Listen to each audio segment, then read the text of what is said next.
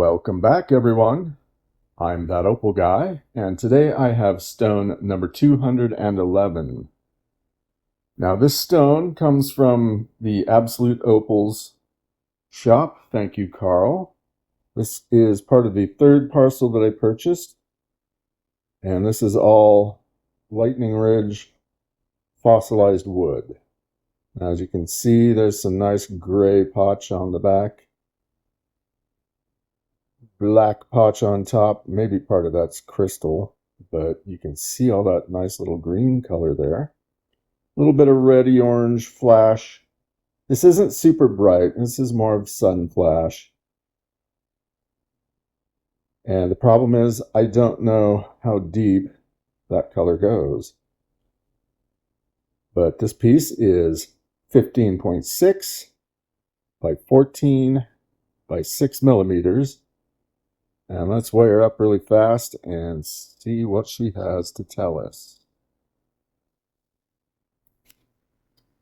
Now, she weighs 6.25 carats, so that's pretty nice. And you can see all this lovely sandy stuff on the top. I think ideally I will just kind of round things up, keep it freeform. I think I will begin at this side here on this little corner. Remove that sand and see if the color actually is underneath it. And then I'll take all of this lovely, I mean, it looks pretty cool, but unneeded sand and garbage. We'll take that in. And we'll just have a really weird looking piece, hopefully, that has all this nice shine on it.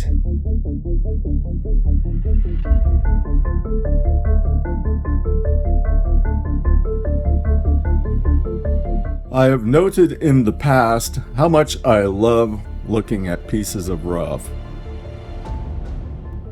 Not only does this allow me to inspect each piece and figure out how I want to approach the cut, but I also get to appreciate the beauty of each piece before I alter it irrevocably. I also like to present this extra long look at the rough so the viewer can see it and decide how they would approach their cut if they owned the stone.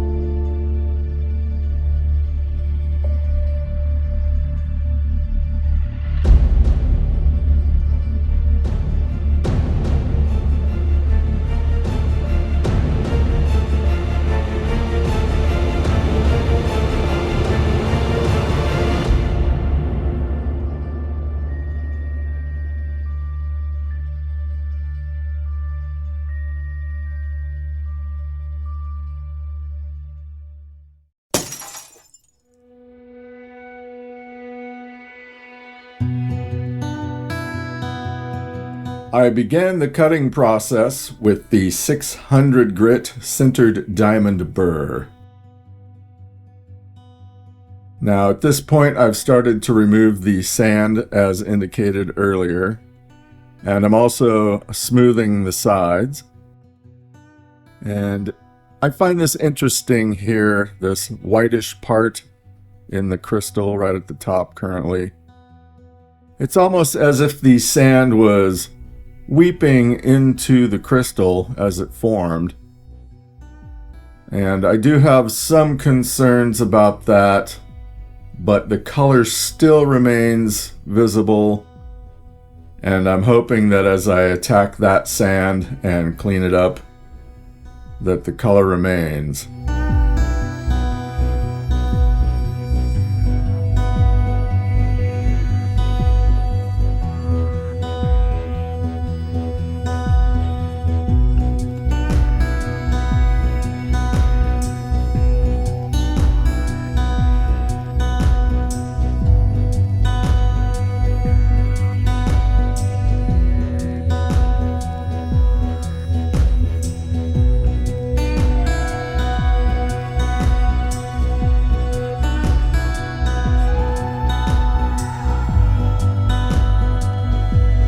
Oh, did I mention that color?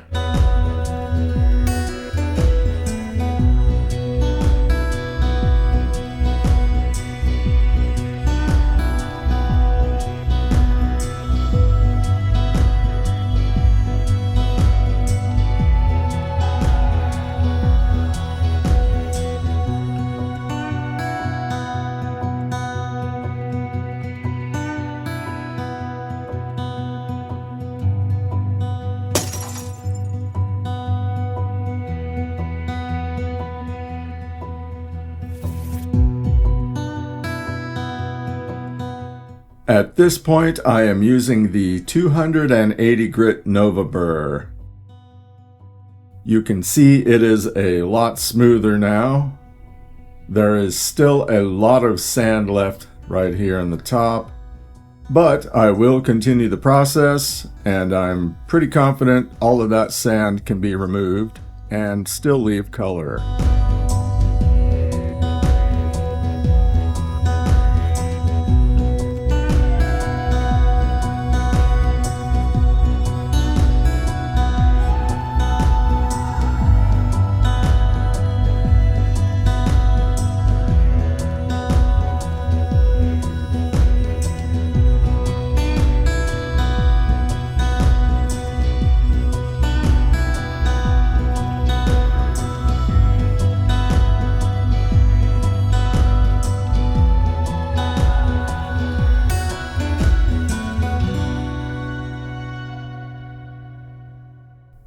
Here we are at the end of the 280 grit Nova stage, or very near the end.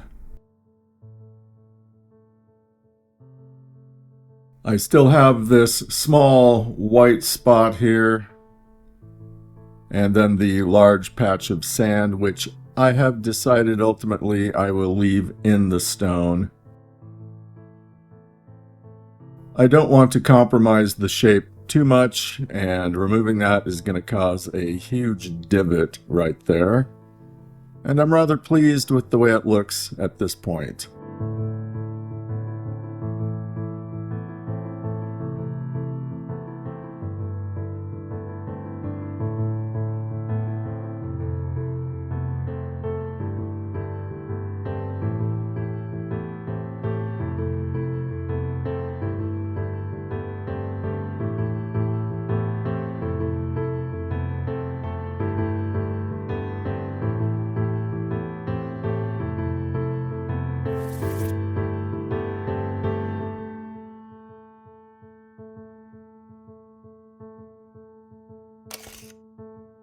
In the rough, stone 211 weighs 6.25 carats.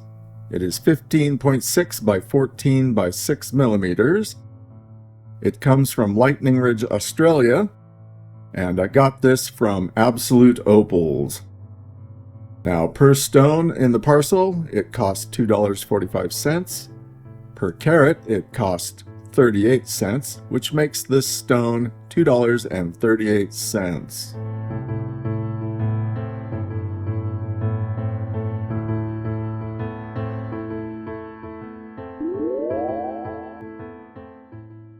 Stone 211 finished weighs 4.5 carats. It is 14.7 by 13 by 4.3 millimeters. Its body tone is 2. And its brightness, well, it's just sun flash.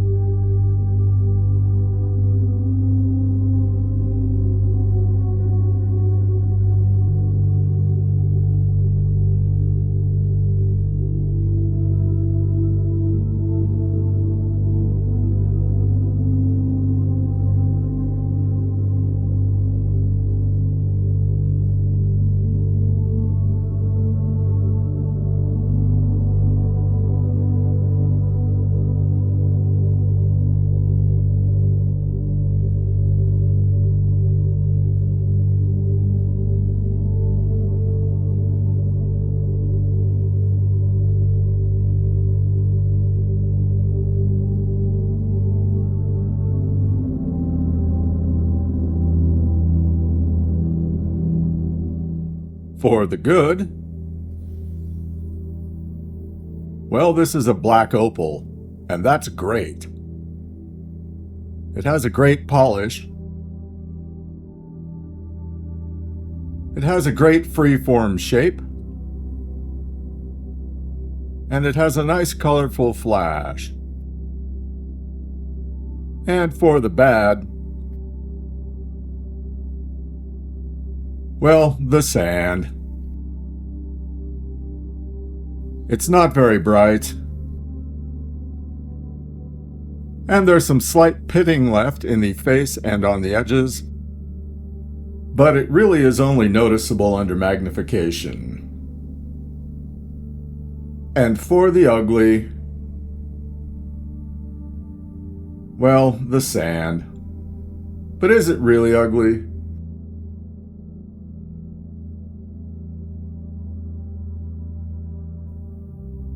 And what about the value of this stone?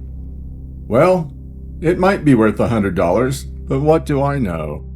Then again, it's a big black opal, so maybe it's worth $200? You tell me. Finally, the green mantis. Why do I call it the green mantis? Well, the green, for one, duh. And this shape really looks to me like the head of a mantis. What do you think? Please leave a comment. And now its journey is complete. Thanks for watching. Until next time.